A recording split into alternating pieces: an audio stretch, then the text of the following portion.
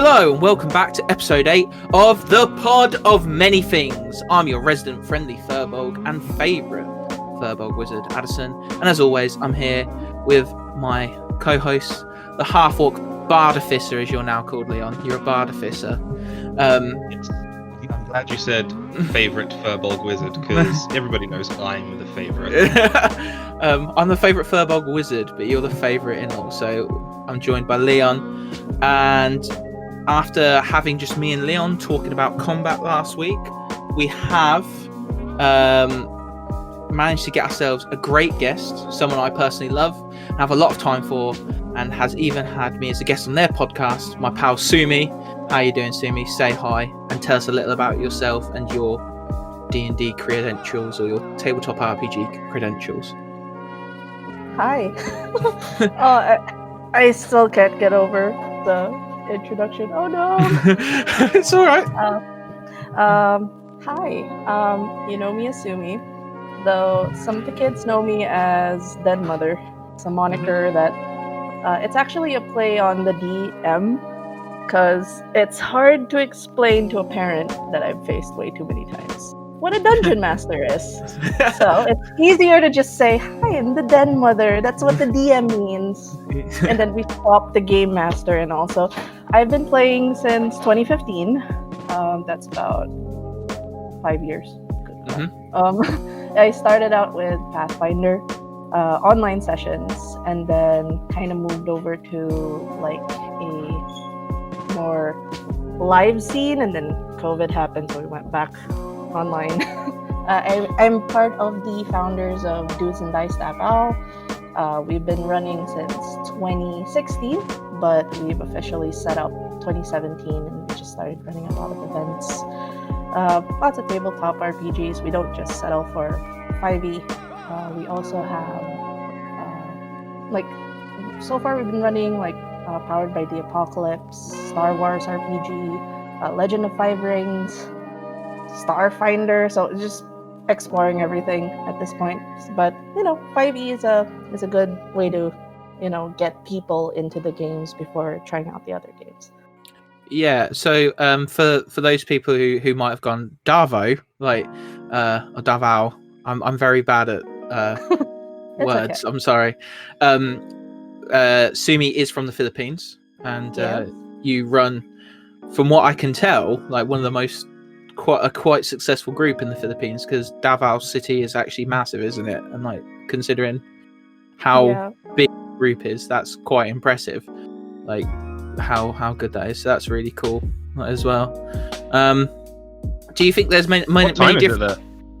Yeah. It's 3 a.m. It's 3 a.m. Oh wow. It's totally fine. It's normal for me to be up around this time because of shift. Right. And I keep an eye on some kids who don't really sleep for some reason. It's like, guys, it's 3 a.m. Why are you still here? And they'll look at me like, why are you up? And I have work. So that's quick story time. That is genuinely how I met Sumi on the internet. Is I was going through a very, very bad Insomniac episode, and we met on a website that shall not be named, because it makes whoa. That makes it sound a bit insidious. It's just because it's embarrassing more than anything.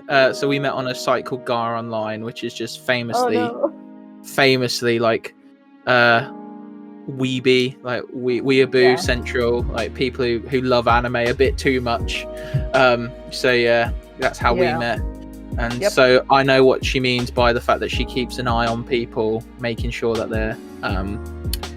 they're doing what they're meant to be doing and going to bed at times, because she did the same for me. So, and when was that? That was what, 2012? 10, yeah, because I was at university. So Sumi also is responsible for our avatar art of Leon and myself as our Furbolg, and it's actually become a bit of a tradition that we assign our guests an avatar of their own, which I'm now going to try and draw to probably nowhere near as good a quality. But so Leon, based on what you've heard about Sumi, what would you say in terms of her avatar? What are we thinking? I'm gonna go with the cleric Bless. for the care and protection aspect of yourself. You're the den mother. That screams cleric to me. Yeah. Yeah. I also went, if I was going to go race, I would say halfling, because they're like the homely ones. They like entertaining and like being like homely and inviting people over and stuff like that. So I think halfling cleric is our avatar for you, Sumi. Do you agree? Do you disagree? Do you wish you were something else? Not gonna lie, I have way too many clerics in my roster. Cleric. No one goes for the healing side when I play. Like when I join parties, like, hey, what's the party composition? No one's a healer. Okay, pulling out my cleric. I feel as if that's the forever DM curse. Like if you are a forever DM and then you join a session, you automatically go towards more like support classes because you know that none of the players want to play that. Have you ever found that, Leon? Like, have you ever found that? Oh, actually, Do that. If I get the opportunity to play, I'm playing whatever the hell I want. Fair enough. Well, thank you for being here, Sumi. We know it's late, and let's have a look at what we're talking about today. So, in the UK, there's been a saying that's come about recently, and it's saying it with your chest, or if you say something with your chest, and it's a way of saying that someone commits to what they're saying, or they're confident in what they're saying. Yeah. So, like, if I say it with my chest. If I'm saying it with my chest, I mean it, I'm confident in it, I believe it. And I think as DMs, we do a kind of talking about. And I think as DMs, we kind of do a similar thing in terms of like, but instead we say it with our treasure chests and with our loot and stuff like that. We say it with the rewards that we give the party. Like, I believe you did really well, so here's your reward, sort of thing. So we reward our players and give them bigger and better loot depending on the challenge. So that's what we're going to be talking about today. Loot, treasure, money, XP if you do that. Me and Leon are not massive fans of XP, but I know you play a lot of Adventure League and stuff like that. So I know that that's set, but then you can like maybe say about when you reward XP and downtime. I don't understand downtime to this day. And other things like connections. We've talked about encounters, but let's talk about the aftermath now. You've had your massive negotiation, your interrogation, you've had your massive fight against the undying horde. What comes next? So, what comes next? What does Soon come you'll next? see.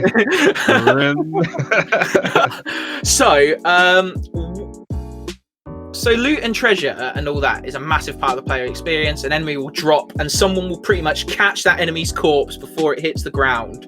Like we've all seen that player. Like, they die. Right, I catch their body and I start looting them before they even hit. Like, poof. Some of them are still alive. They've not even finished it and they're just peeling off their like underwear and stuff to find any hidden gems or something like that. Other times, as soon as they walk into a room, players look for cool stuff instead of looking for the danger. They'll go, are there any treasure chests? And you're like, no, there's not, but there's a demon lord in the corner. Yeah, we'll deal with that. I want to know if there's something cool in here. So when entering a negotiation is as well, that's the first thing anybody talks about. Well, what's the reward? What's the money? So why is that? Why are players crack addicts for this stuff? And DMs too, because we love to plan for it and we want to give them stuff. But why? Why is loot like this addiction that everyone who plays D&D has? Sumi, what do you think? We'll go with you first. Why do we love it so much? Fun fact. Like, I totally agree with the fact about most of my kids, as from experience. Like, even before the monster goes down, they're already negotiating what to do with the body. Okay, now we're gonna skin it. Like, especially if it's like an animal, like, okay, we're gonna skin the pelt, we're gonna keep the meat, we're gonna make the bones into weapons. I'm like, guys, it's still there. So, I guess it's like, if we're gonna look into the psychology of things, it's like, we went through all this BS. We went through all this, like, harrowing adventures. It's a high risk. There's gotta be something out of all this ordeal. So it's like there's always this expectation that we took some, like, we went through this. Not many will go through this insane adventure, but we did. So whatever's there, that's ours. So there's that logic there, I believe, when it comes to loot, the whys of it. Yeah, I get that. Just to let you know, you can swear on this podcast. We're British. We can deal with that shit. Like I'm just worried about the algorithm in general, because that's like. Okay, what about hey. sacrifice the algorithm? What about you, Leon? What do you think about why do we love giving loot out, or why do players love loot so much? Yeah, same as what Sumi just said. You know, it's your trophy for a job well done. It's a badge to show your accomplishment. But I think the other reason people love loot so much is because, you know, if it's money, you can use that money to buy things, and everybody likes spending money in D&D. And if it's a weapon, you know, it's going to be a cool weapon, probably going to be a magical weapon. Probably going to be a magical weapon that can give you some bonuses as well. So yeah, well, I mean, what's to hate? What's to dislike about loot? I agree. Like, I as a player, we've discussed this at length on the podcast before. I'm a really bad loser, but I'm also a really bad winner.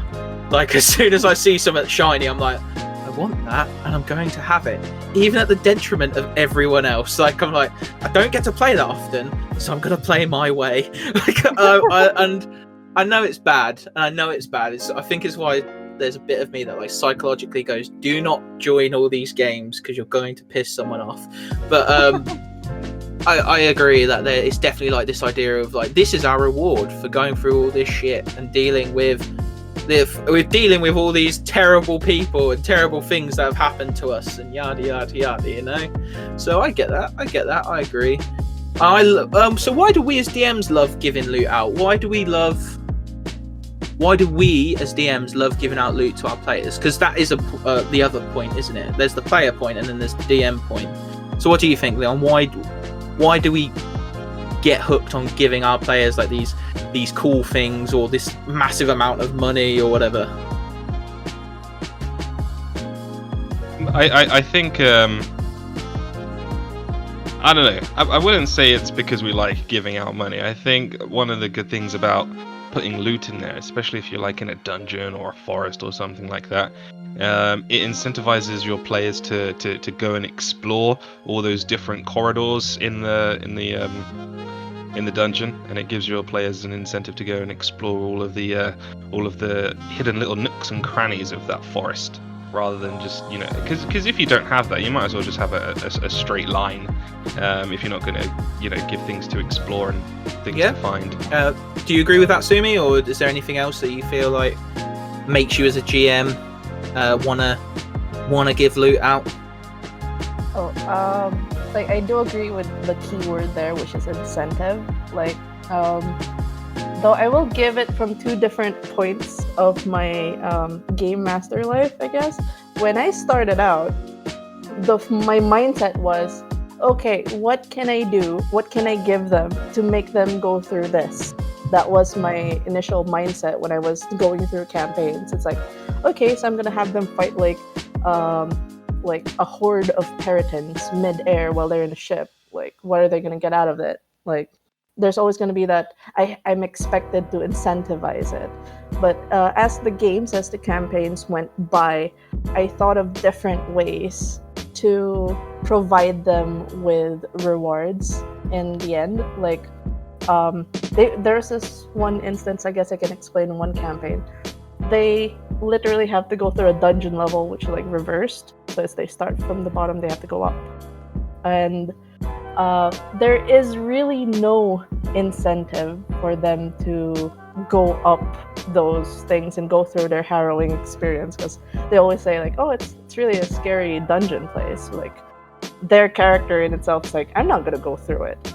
But then you start inserting lore there, like, oh, there was this weapon that would actually bring back your character's backstory loved one that was dead a long time ago. Oh, okay, then I'm gonna go. So it's like the moment you incentivize, in a sense, like, that's connected to their character, as compared to just, I just want to give them a magical item thing. You make it connected to their character, make it connected to the world. Like, especially if it's like a video game reference, like, you tell them, okay, you're gonna get like this insert weapon here from a video game. That's like, that blows their mind. So it's always gonna be like it's less about I just want to give them something shiny and cool. It has to, like for me as a DM, I want to be able to create a bit of world building through the items that I'm giving, through the rewards I'm giving. Like it's not just another thing to boost stats. It's something that will become sentimental to the character in the long run, that they're gonna keep talking about it after the game. Like, hey, I got this thing that got to bring my character's backstory character back to life and stuff like that. So yeah, that is a good point, actually. That idea of like not just incentivizing through stats, but making it a storytelling vehicle. And that's why I think one of the things that I like doing is I like giving them rewards that aren't obviously rewards. So things like connections. Like, this NPC who's really important likes you. Now, to most players, that's not a reward because it's not shiny. But I like the fact that eventually that will come back to be something that comes in, and like that lore of why he likes them or why she likes them is really important. I'm not gonna lie, I also like giving people stuff because of the fact that I like their reactions. I'm very much, I'm guessing that's the teacher in me that likes seeing people get rewarded when they do good work and like when they work hard, and I like their reactions, I like their relief and all that stuff. So when I give them something good, they're like, "Oh my god, this is sick!" That makes me feel good. I like that. Not just in terms of stats, but actually the reaction itself. So that's why I like giving loot primarily. I like their reaction. I do like the lore thing, and I do like to incentivize them. And I do with the reactions, though. I do really agree with that. What do you think, Leon? You're quite a thing of like, it's just an incentive sometimes. But do you like seeing your players' reactions when you give them cool stuff, or are you just like, oh, there's stuff? I mean, yeah, I agree. Giving stuff out to people is cool. I have nothing else to add to the topic other than my agreement with you both. You have both put it very succinctly. Oh, bless him. So you took all the things to talk about. We'll come to you. Yeah, we're going to come to you first on the next bit then. So, we rewards with weapons, loots, and shinies and whatever. But how do we reward these things? Why do we reward them? Are they always rewards? Is a really good question. So this is more like the how and why of. So we've talked about why it's good. Now we're talking about the how and what. Sorry, like what do we give out? What do we like giving out? How do we give it out? Is it always at the end of an epic encounter? Is it like, as Sumi said, is it always the dungeon crawl video game thing of like, check this, or actually it was Leon who said like, check all of this stuff, check that dead end bit, because there's probably a chest there, like in the video game reference that Sumi said. So how and what do we give out? How do we give stuff out, and what do we give out? Is my next question to you, because it varies greatly from GM to GM. So how do we make that loot rain, basically? How do we make it rain? What do we make it rain? Leon, what do you like giving out, and what do you think's the best time to give out loot or rewards or anything like that? I don't know if there is a best time. There's a few different times you can give out loot. You know, the treasure trove at the end of a dungeon. It could be a weapon that the boss has been using that you loot from his dead corpse. It could just be a random chest in the middle of nowhere, or it could even be something that you notice on a dead body as you're walking through the woods. One of the things that I like to give out relatively early on, just to make things easier for the players and for myself, is the good old classic bag of holding. Always a nice one to hand out. You got the okay of approval from Sumi there in the old webcam. We don't want to think about encumbrance at all. We don't want to go through that. Exactly. Does anybody even use that rule seriously? It just sounds like a nightmare. I use it for like stuff. So like, but the minute somebody goes, well, how what's your coin weight like? I'm like, oh, fuck off. Like, do one, would you? Have a day off. Like, as soon as someone starts getting me to count coin weight, I'm like, nah, I'm good. Like this, I'm out. So yeah, encumbrance is a bastard. But yeah, so the bag of holding's a favourite. Any other items? Sometimes I might just I have the deck of cards with the magic items. Sometimes I might just flick through those cards and choose something at random. Sometimes I might just make up an item, which I think is cool. I don't know. I just play it by ear, see how it's going. Oh, that's I am like, okay, I will admit this, Leon. Your mechanic for getting loot terrifies me because I've experienced like doing get a random item to give to them. There's a story with that, but I applaud you for wanting to do random because that, as a DM, that's like one of my fears. Like, I don't want to give a random item. There has to be a purpose for this. I don't want to just go flick. What do they? Okay, you're getting this. Like that's for me, that kind of gimmick is like it's there's like this high risk, high reward as well for the DM. Like, if I give this item, will it ruin my game in the long haul, or will it do something? There's no such thing. There's no such thing as ruining a game. No such thing. me and you are very different on this, Sumi. We are very different on this subject. I'm kind of middle of the road on this one because I've experienced both ways where I've given out an item far too powerful really early on, but then I've also been really stingy and realised that they can't deal with what they need to deal with, so I'm like, oh god. So I'm like really careful with it. So I get your point. What about if you do feel like your campaign is ruined? That it's not ruined. It's just an opportunity for story. It's just an opportunity to develop the narrative. You give them a weapon that's overpowered, and then you're thinking, shit, this is going to completely throw off my my encounter planning. Well, guess what? That weapon has a curse now, and you didn't even know that. How I did it before was the item that I gave. I actually made it that everybody wanted that item. So people were constantly hunting these people down to get that item, like hunting the party down. So they were just like, "Oh, who's on watch tonight?" Because this is like, if we don't, this is like the 15th time we've been attacked this week for this damn stuff. Like, I'm like, I've got to get it off him. Like, so yeah. See, that's another element, magic items can throw in there. Oh, this is somebody's family heirloom. Oh, well, now you're gonna have to make a decision over whether or not to give that back. Or be a complete arsehole. Sumi's like, heart's breaking as she realises that us British people are just like, no, you suffer for your loot. No, it's because like I understand Leon's like mindset to that, which it's like you want to give opportunities for story. It's another thing if it's like homebrew's completely different compared to like Adventures League. Adventures League's very rigid with their setup. Yeah, it's like prescribed, isn't it? Like you give it at this point and you give these items. Very true. Yeah. So here's the thing with like the fear of randomization. I experience it on both sides. So homebrew style.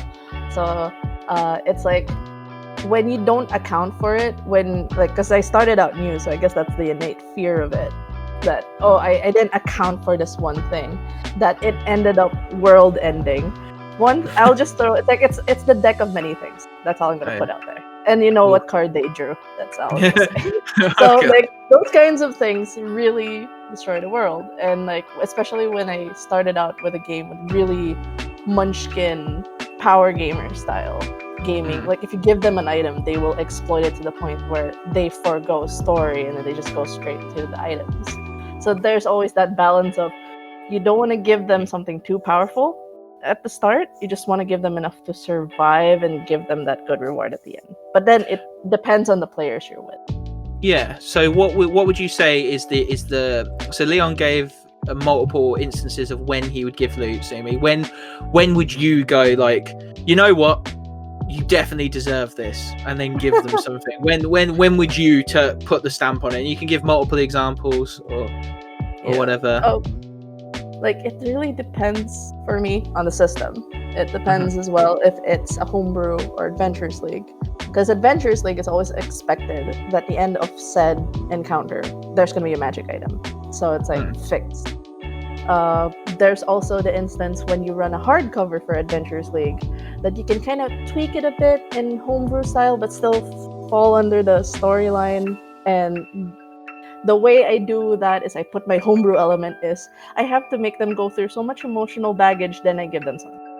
So it's like they went through something harrowing, like that really, like they would cry about it for weeks. Not in the like torturing way, but it's like, I don't know how to explain it. Curse of Strahd. I'm just known to be that, I pull the punches on an emotional level. It's like, why do you hurt us like this? Stop! He's already dead. Yeah, it's more like, there's so much context to it. I swear. Yeah. But, the usual time I give it is, like after that harrowing incident, or like prior to it, they got something, so it's gonna click to them. Oh, we're gonna face the boss afterwards, isn't it? That's why you're giving us this really powerful item right here. Is that why you wanna give this to us, so that we have this edge towards this one guy who would just do finger of death, and one of us drops dead. Luckily, we have Death Ward, stuff like that. So, it's those kinds of scenarios where it's a cue as well in the story that when I give that, something big's gonna happen afterwards, or after this story, after all the harrowing things, like you gave a closure to the story, like you put the dead to rest, etc. You get the item afterwards. So it's like there's a story element to it. Always. So have you got, like Leon said, his go-to item is the bag of holding? Have you got a go-to item? My go-to item, other than bag of holding, that's like the safest one. Almost always, I give them a potion of healing. That and a healer's kit. Those two things that people don't really mind, but that 1 HP makes a whole lot of difference when people keep falling, and then you just bring one guy up and they start to be tactical about it. It's like, okay, half of the party's down, I have a healer's kit. I want to heal this guy because I don't want to use my spell slot. So. Forget to give potions. I am so bad at giving potions, I just forget. I kind of like negate the potion thing with my item of choice. I always, towards the beginning of a campaign, give like a parafat of wound closure. Yeah. That's that's one of my first things that I usually give out or have in the shop, because I'm like, right, I'm fed up of like the chaos that ensues and the 30 minutes of dialogue as people calculate the odds of like failing 3 death saves. So if I give one of you this, that conversation is going to get cut down by 1 minute, and we're only going to have 29 minutes of you all arguing about who needs healing first. So yeah, but I agree with like your moments. Like, I have a thing of like boss weapons as well. Like I quite like the giving players the boss weapons. And I don't know if that's the old video gamer in me, like who was like, oh yeah, at the end of MMOs and RPGs, you'd always get like a boss's weapon or something, wouldn't you? Like, so I'm like, oh yeah, I quite like that gimmick, and but I will admit that I usually give out homebrew stuff, and we're going to talk about that a bit later. Like, yes. What do we prefer giving out? Do we prefer giving out published material, or do we like adding our own stuff? Because there's a lot we can do there. So what I wanted to ask you guys next is if you've got a specific story about when you gave out an item that you feel like either really helped or hindered your campaign. Do you think it was given at the right time? Do you think it was the right item? There's plenty of like times where we've either been given, because obviously you guys also play sometimes. So have you ever been given an item and went, oh, that's nice? If we start with Sumi and then Leon, that gives you time to buffer. Wait, which just to like, I just want to ask, is this from like a player's perspective first or a dungeon master first? Pick the one you prefer. Because I know you DM a lot more than you play. So I think that's the case for all three of us, isn't it, Leon? Would you say you DM more than you play? So I feel as if for most of us it's going to be a GM standpoint. If you want to talk about a player standpoint as well, you can. So let's have story time. Let's story time. A time when you were given something or you gave something out and it was good, bad, ugly, whatever. So Sumi, you first. Tell us a story. So, story time. I have way too many in my experiences as a DM where I'm just like, there's actually a cartoon that one of the kids would draw where I just have this face, like, because of the amount of stress. But it's a good stress. The thing I guess it's related to the story I brought up earlier really quickly, like I brushed over. It was my first ever campaign in 5e, back when 5e just came out, and I found out about it 2015. Oh, yay! New system. It's more streamlined compared to Pathfinder. I would like to graduate from Pathfinder, because Pathfinder has its own... It's fun, but less math. Good. There's a lot to it. There's a lot to it. It's chunky. It's a thick boy. Very, very thick. So the one item that I gave one of my players, it's a tiefling, and they got from because like they went to like this place that apparently all the mages were turned into maggots, and the one guy didn't realize that the maggots he was killing was the mages. Oh well. And then there was this one deck that they found, which is basically the deck of many things, where basically you draw something and something comes out. When I gave it, the kids immediately went off tangent on the possibilities they can do to just jimmy themselves out of situations, because they kind of became the local terrorists of that area, because they kind of exploded the asylum that homed a lot of like, it's a sanitarium, which technically they just bombed the hospital and those kinds of things. So they kept using the deck to get out of said situations, and it got to the point where they drew the card that would end the world. Literally, everything went white. So,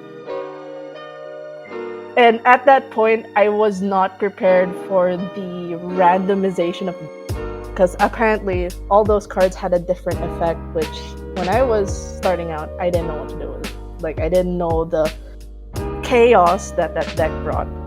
So when they ended the world so abruptly, that for me was horrifying, because I didn't know how to recover from that. It's like, okay, so everybody just draw a new character.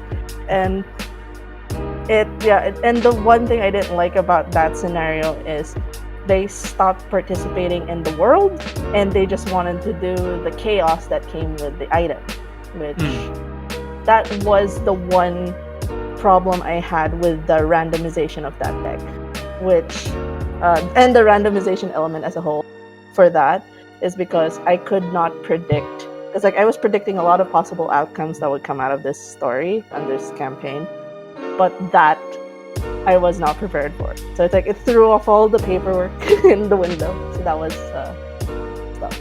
Do you think that's why a lot of people like rig the deck of many things? There's a lot of GMs who make it so they rig it, and when a player wants to draw a card, they have to draw it from the DM and stuff like that. So do you think that's why, because of the absolute chaos of it? Yeah, it's only few people can handle that kind of case. Maybe Leon can, and I salute to you if you could, because I myself know my limits in terms of the chaos that item can do. And the moment an item veers away from the story campaign, from the actual thing, that's where I have the problem with the item. That's why I consider it a really bad experience, because after that it took me a while to do a new campaign, because I was just like, this is too chaotic. They ended up just like thinking, okay, let's pull this card so that we, if ever 1 in 52 chance that we get this, we can shimmy ourselves out of here. So it's always like they focused on it. And it's like, hey guys, you still have your backgrounds, you still have your plots, you still have this ongoing missions. No, let's do something with the deck. So that's the one like quirk that I don't like about it. So newbie DMs, I would suggest that you don't try to give your players Stay away deck from of that. money.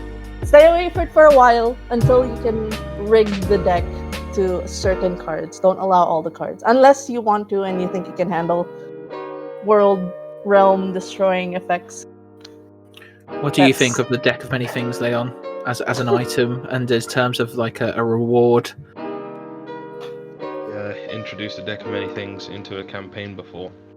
I think it is fine to introduce into a campaign as long as your players are very aware that it, and in character and out of character, as long as everybody is aware that this is an incredibly dangerous item that can lead to some characters instantly being removed from the campaign.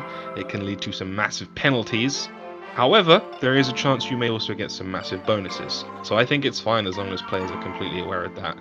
That said, you have to be prepared as a DM to deal with the consequences that may arise if they pull out one of the bad cards. I am very, very wary of the deck of many things personally. Like, I love it. I think it's fantastic. It's great. I don't mind it, but I am very wary of it, and I'm like like, like, are you sure? Like, I'm like that Keeps you on your annoying. toes, man.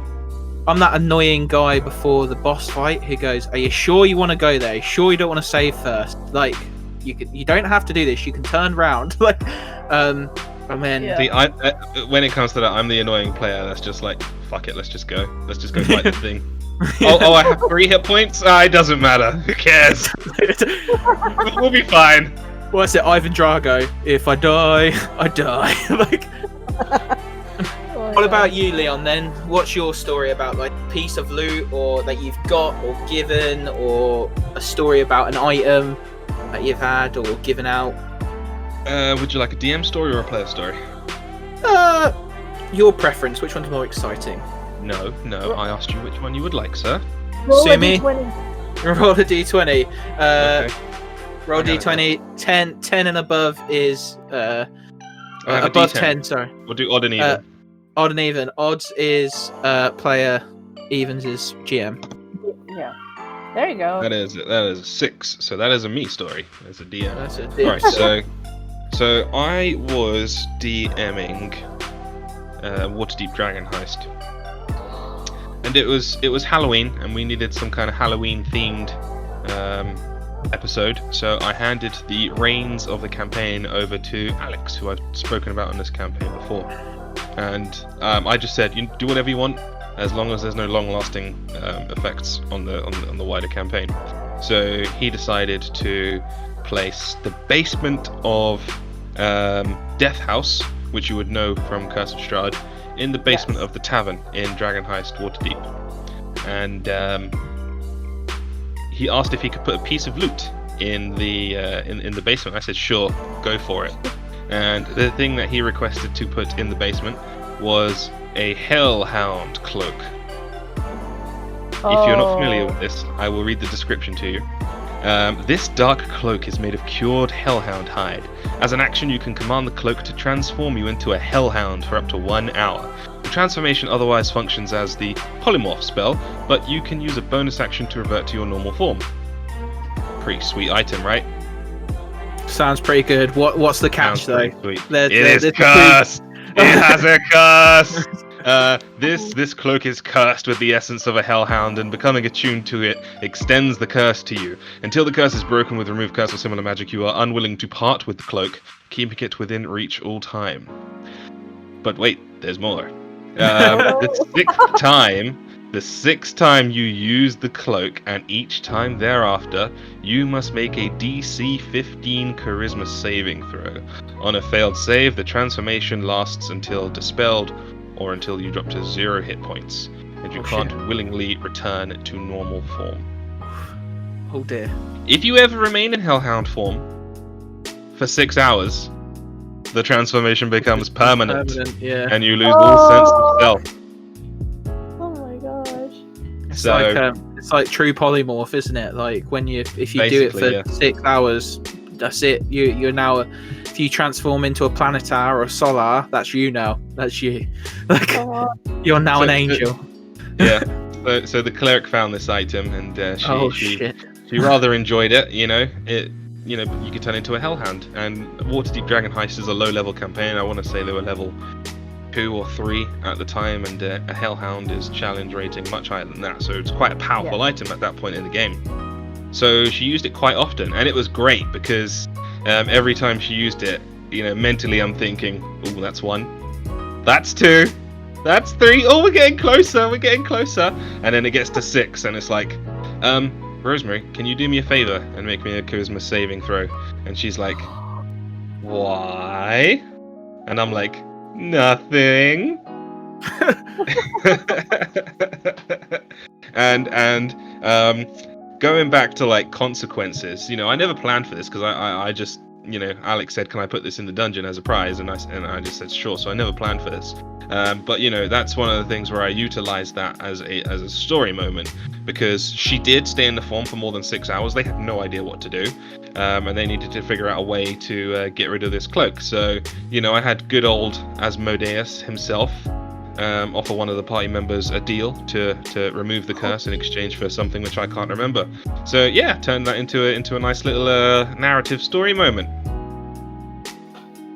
Terrible idea. Like, that is the so look good. on Sumi's face. Oh my god. Okay. Oh, like my brain just exploded the moment you mentioned. Oh, totally fine. Turn it into the death house, the basement, and I literally sweated when I heard that. I was like, oh, that house.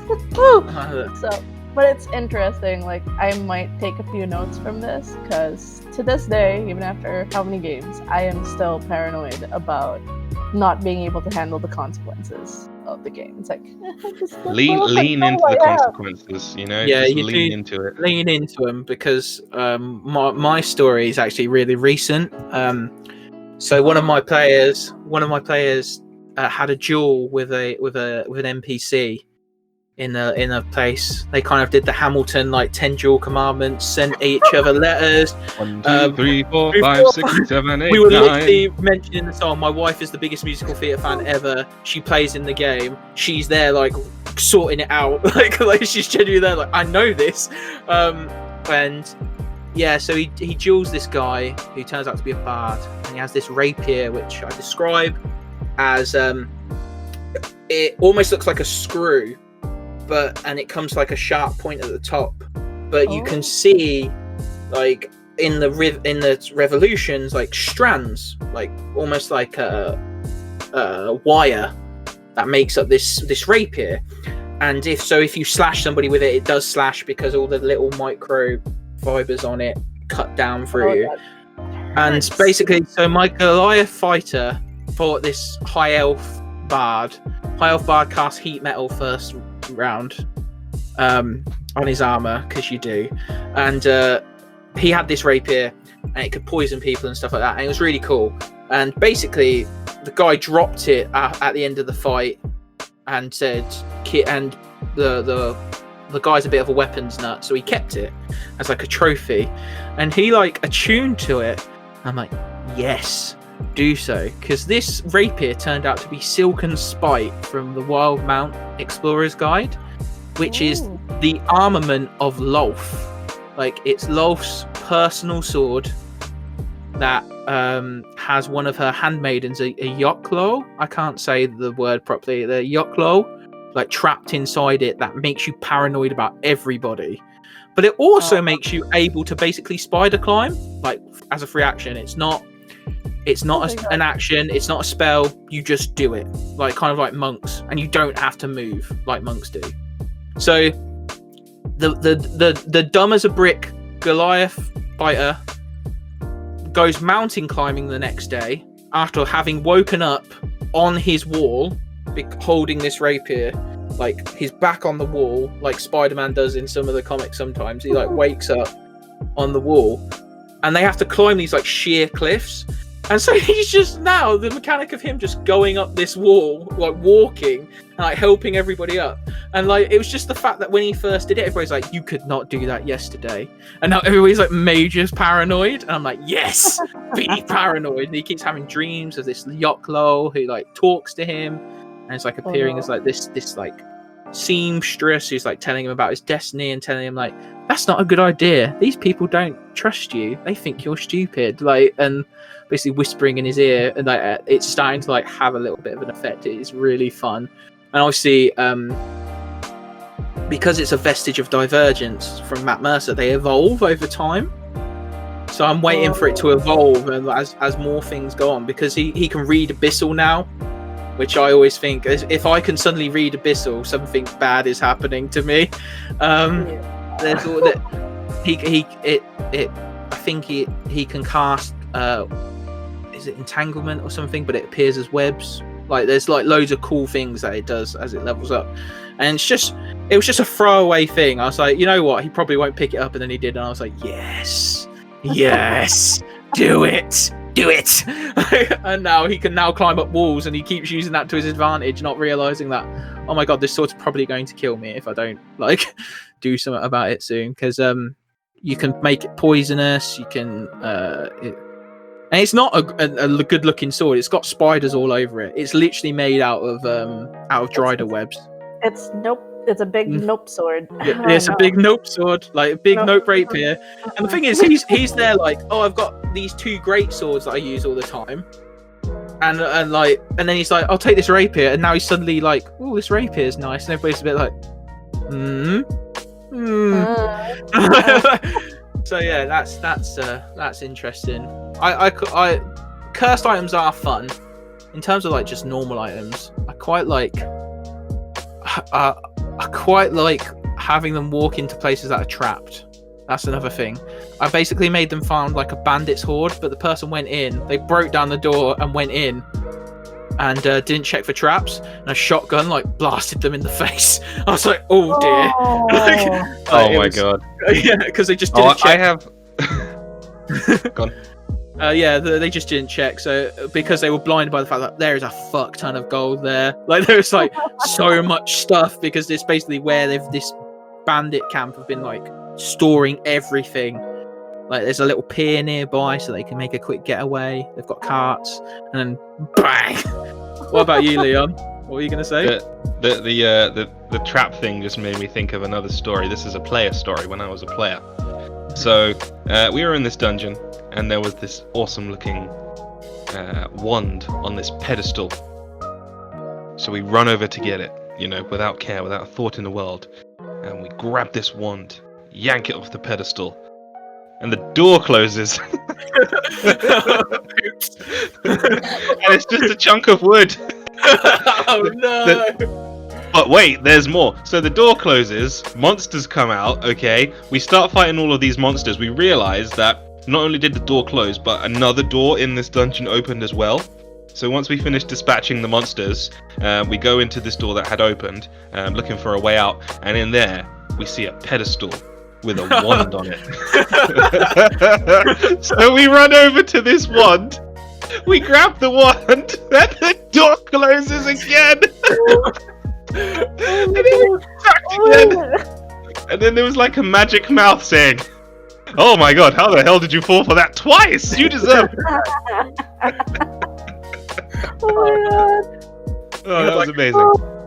I do love stories like that. I love. What are your opinions on like? We're probably gonna have to do another like whole episode on this, but like trapping treasure. How do you feel about that? Trapping treasure and giving people duds, Sumi. How do you feel? What's the story behind the treasure? I mean, if is the trap there to protect it, then sure. Then sure. Why not? It's for me, it's brilliant, and it reminds me of my early days in Pathfinder, where we got to a point where we were so paranoid of items, because there's always gonna be something wrong when there's something shiny. Because like the first few runs, oh hey, there's a ring, where's cursed? Like there's always this cue like cursed, and then like, oh, there's this sword, grabs cursed. So it gets to the point like the DM was like saying, this is already the 10th item that's cursed, guys. So that after that, we were all very paranoid when we see an item. It's like, So I think the duds is brilliant, but if it gets to the 5th time, you start questioning your players, like, why? It's I've like seen it. this is I've seen enough like, Indiana Jones to know where this is going. Like, it's like, please. But like, all the ideas you guys are giving it makes me think of like how we play it here. It's like nothing compared to you guys. It's like very chaotic and it's fun. Like for us, it's like there is certain chaos, but it's like structured chaos, and you guys are just like. do you think that's because you play Adventurers League though? That a lot of your is organised play, whereas me and Leon, although we have an organised like group or club or like a community, that community is very disconnected from organised play. We just play. We do what we want when we want. Is that because you play organised or? I think it's more of the fact that I did start homebrew thing when we started. I only got into AL around 2017 when we had the group and join events. We had to be part of AL games. But I think it's just more of the fact that like there's this certain closure when they run games. So it's like but there is shenanigans though for most of the chaotic. Like I can't list just how many, but it's like you guys are comfortable with chaos. Some of them when they go through it, they scour back and they're like, that's scary, they're traumatized already. So you guys just keep going, which is cool. Like it's like you guys aren't afraid of like, some of them are afraid of dying. The only like, person who's pushed me to the edge is on this podcast. Like I will say, Leon pushed me to the edge with Strahd. And I know it was because that's how Strahd is, but genuinely, like it just pushed me over the fucking line. Oh my god! Strahd, though. Yeah, I remember. Pushed me over the line. Those were some awesome tales, and I do appreciate you sharing those with us, Sumi and Leon. I love a good story. I love a good reaction to stories. Sumi's like wet in the eyes, like she looks like she's crying at chaos or like laughing. But one of the things I want to ask you is about now is when you look back on all your stories, are they mostly like published items? Are they items that are in the books, no matter which book, or are they homebrew items? And actually, when you think about it, which one do you prefer? Do you prefer giving out some nice homebrew items that you've meticulously crafted and you thought about and you think, oh, this is cool? Or do you like just go, right, I'm just going to give stuff out of the book because then I know at least that I'm not going to mess anything up? Because I will admit, one of my worst habits is I make loot up all the time, sometimes on the spot, and I don't think about what it will do, and I don't balance it. I just go, this sounds cool, so this is what I'm going to do.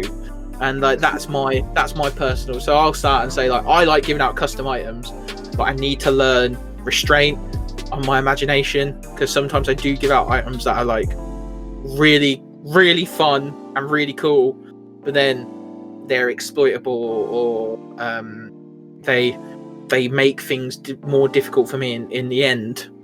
Whereas you don't have that with published items. So maybe I should make it a bit more balanced, because I do give out a lot more custom items than I give out printed items. What about you, Leon? Custom or published? You know, up to this point in time, I've just been using the published stuff. And I think, you know, if you actually look at how much magic items there are in the Dungeon Master's Guide, there's so much. And it's like the Monster Manual. Every time you open the book, you'll see something that you've never noticed before. So at this point in time, I don't feel like I need to homebrew something, because there's already so much stuff I can use. Plus, you know, I invested in the magic item cards, so I want to get the most of my money out of those. But when it comes to balance, I think any time you're throwing in a magic item, you know, balance goes out the window, because we spoke last time about combat and how you balance those encounters through the old challenge rating system. But as soon as you introduce a magic weapon, it's going to completely throw that out the window anyway. So I don't think it's that important personally to worry about balance when you're throwing in magic items. You just need to have the understanding that, you know, you're gonna have to make things a little bit more difficult, or accept that things will be a little bit easier for your players. Yeah, that makes sense. What about you, Sumi? Published or homebrew items?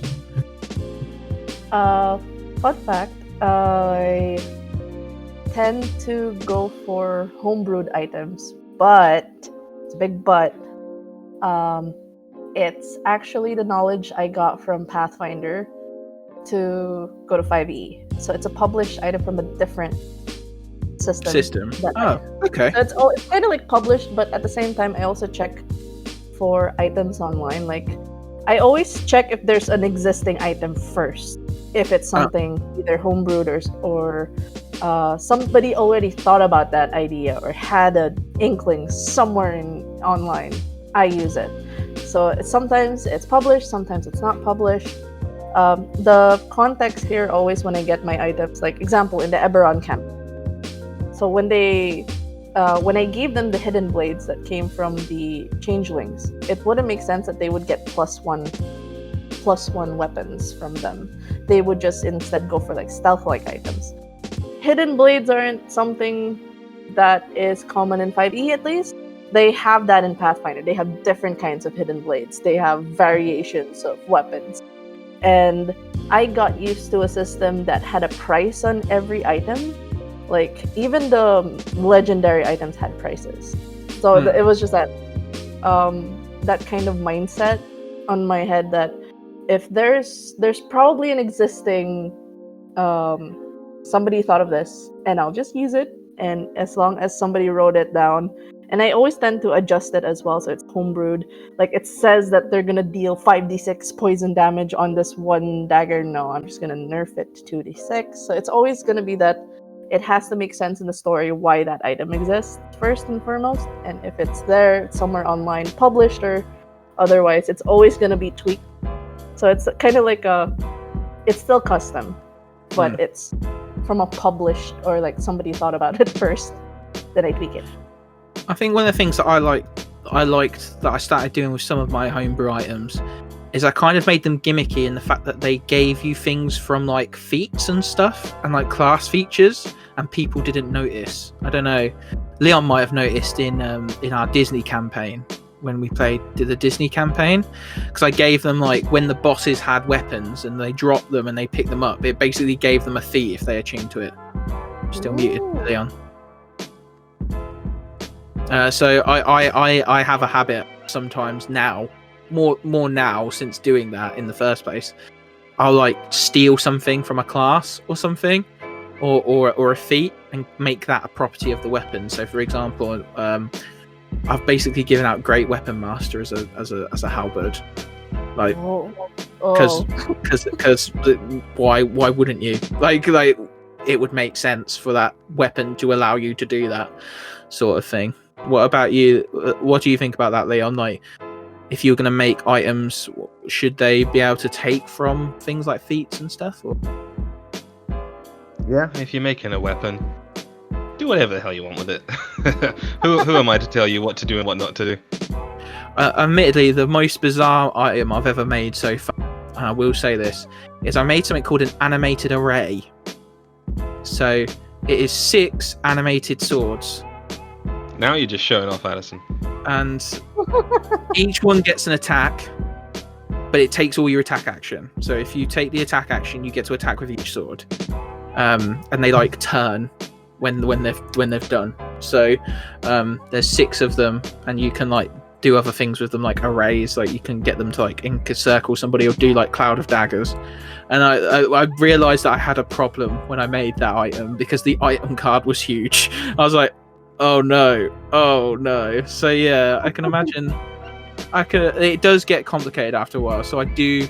Part of me is like really jealous of you two being able to like stick to your guns and go, you know what, I'm gonna go for a fucking book instead of me where I'm just like, I'm gonna make something up.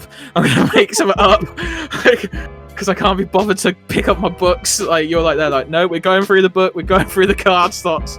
Like I'm there like I can literally just take a card and hand it out. I don't need to do anything else. It's great. Yeah. On there, like they're like, can I get the item card for that, please? And I'm like, I'm still writing it. I'm still writing it. Stop. Stop asking. Give me 10 minutes. Give me 10 minutes. I need a bathroom break, and actually, I'm not even going to the bathroom. I'm sat at my computer, like, ah. But yeah, no. So, custom and published items, I think, is a hard one. Like, I know I prefer to make items because, I think Leon's right. Do like showing off a little bit. But yeah, definitely envy you guys for your ability to one pull from other systems, because I don't have that much experience with other systems and their items. Like Mutants and Masterminds doesn't really have an item system, and Power Rangers Hyperforce has like a random deck system as well. Like you literally have a deck of cards and you pull from the deck of cards. So I've not really had that much experience, so I am jealous of that. So this has all been really insightful. I've really enjoyed talking about items today, but it's that time, Leon. It's that time to get the dice out to look at. So Sumi, we have a end segment called the Deck of Many Questions. Okay, I'm going to shout it out in a second and introduce it properly. But would you like to participate in our segment? Would you like to answer a question that we choose for you? Oh yeah, definitely. Because it's like I'm gonna tell it right now. Like me being the listener to your podcast and then seeing this segment, like, oh yay, I'm excited. And now I'm sitting and getting a chance to do it. It's like, whoa. No. It's like, oh no, I'm in the seat. All right then. So we're moving on to the Deck of Many Questions. The Deck of Many Questions is our penultimate segment where we take our list of user-generated questions and we roll for them between us and our guest. If you would like to add questions to the deck, spicy ones, nice ones, whatever you're feeling, you can comment on the YouTube video, send us DMs on Facebook, Twitter, comments on all those good, lovely things, and even I think Spotify now, because Spotify gives you reviews. So if you want to drop us a review on Spotify with a question, hopefully we'll read it out and we see it. So, Leon, guest always goes first, Sumi. So you are up first on our Deck of Many Questions. We have 42 questions as of now. Leon, would you like to roll the first question for Sumi, please? Yes, we'll do one for Sumi, and then we'll roll to see which one of us does a question. Yeah. Yeah, sure. Yeah. Otherwise, the episode will be too long. Okay, we have question 9. Question 9 for Sumi is: if you could put together a party of 4 and choose anyone to play with, dead or alive, who do you choose? And this was submitted by a friend of the podcast page. I like this question. We've had a couple of people answer it, but I like it. So, Sumi, who you picking for your 4 players? Anyone, alive or dead? Like for me, I'm always gonna be comfortable playing with people I know. And it's not. I don't want to like grab a random superstar, because what if they were like not into that thing? You know what I'm saying? So it's always going to be. But what if they are? Yeah. What in this magical universe, you can pick anyone and they'll be super invested. They'll love it. Because like for me, I don't want like there's just certain like contrary to popular belief, I'm not really that like confident in terms of running games. Like I seem confident having run it for so long, but I like running it with a small group of people. Friends and stuff, so I'd probably pick people that I can play games with on the daily. So it's like probably a good friend of mine, his name's Mackie. He's like a writer, so it's like if he had some time off, here, join my table. So that's one. I'd shout out Mackie. Yay. Yeah, he has a book out, so I know he's busy. He's got adulting life and things going on, so I'd probably grab him. And then next one would be okay. If it's gonna be one guy in my table, Chris Perkins. For all of the crap that you made us go through in Curse of Strahd and all your other write-ups, I want you to be my player and suffer. No, I'm just kidding. I love you, Chris. Don't hurt me. And The third one probably would be I do want Brandon Routh, because like I did see him in D&D Live, and he's just like this quirky big guy who's just like he comes off as a cool goofball, like a lawful good. So it's nice to have, like, if you're gonna have like a lawful evil like Chris Perkins, you'd want a lawful good on the table. So that's Brandon Routh. And probably the last one, just for the lols, Addy. Here you go. Brandon Routh is Superman, and Chris Perkins is Lex Luthor. Yeah. Yes. And then you're gonna put me at the table with them. Did you just say? Did you just literally say me? Great. Yeah. So I'm gonna be there with your friend Mackie, who's a published writer, Chris Perkins, the creator of the game, and Brandon Routh, who was actually one of the most perfect castings for Superman, but just got in the worst Superman film ever. Like, I'm like gonna be there like, I'm the stupid one. I've got to play like the minus one intelligence barbarian, because So you're gonna be the party face. You're gonna be the party face, definitely. Yeah. Alrighty, that was really insightful. Thank you, Sumi. Leon, odds on you, evens on me. That's a 3, so I get the question. Yay! Okay, roll the question, Leon. The question is 35. Question 35 was submitted by you, Sumi. Sumi, Oh, hello. Hi. did you ever get gate kept from the hobby? How did you handle it, and what's your take on gatekeeping culture? Oh. Okay, Oh. okay. Have you ever Many been parts to this question. Many have I ever facets. been gatekept? No. Or at least I don't think I have. Bless. So I can't answer the second part, but the third part, what is my take on gatekeeping? Is that what it was? Yeah, what's your take on gatekeeping culture, but gatekeeping in general, yeah? You know what? I have a very firm stance on gatekeeping culture, and that stance is fuck off. Fuck off. Let me do whatever the fuck I want, man. What the hell are you to tell me what to do? Leon for president. Yes. 2020. Anybody Yeah, no. gatekeeping anybody can just fuck off.